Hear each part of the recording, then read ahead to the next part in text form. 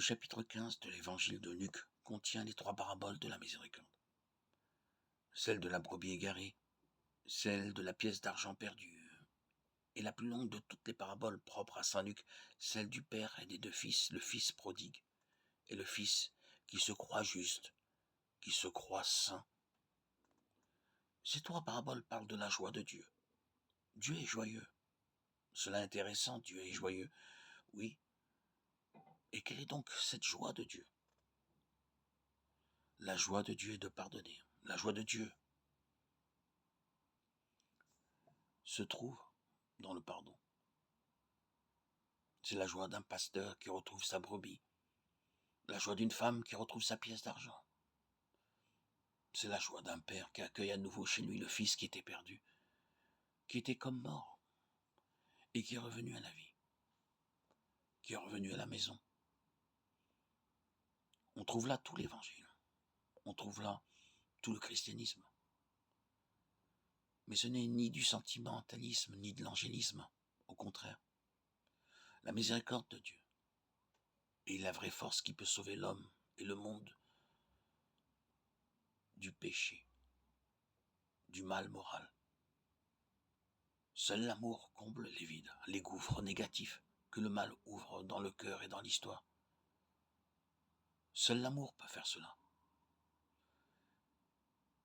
Et en cela réside la joie de Dieu. Cette joie de Dieu qui nous est offerte par l'Esprit Saint que nous avons reçu. Nous sommes le temple du Christ, le temple de Dieu. Cette joie pourra jaillir de ce temple de Dieu, de ce cœur qui se fait pur, de ce cœur qui se purifie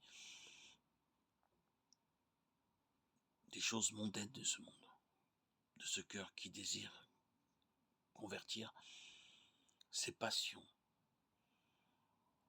ses désirs du monde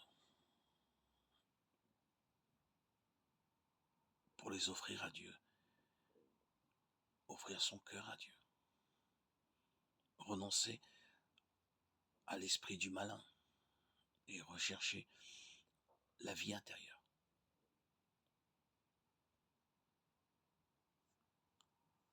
La vie spirituelle. Ne plus porter ses regards sur l'extérieur, sur les attractions mondaines de ce monde, qui nous éloignent de nous-mêmes, nous décentrent, nous déstabilisent et portent de nombreux préjudices à notre âme, à notre stabilité, à notre équilibre.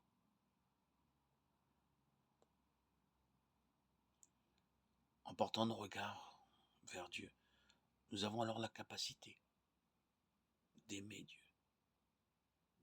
Et nous pouvons, à notre tour, nous sentir aimés.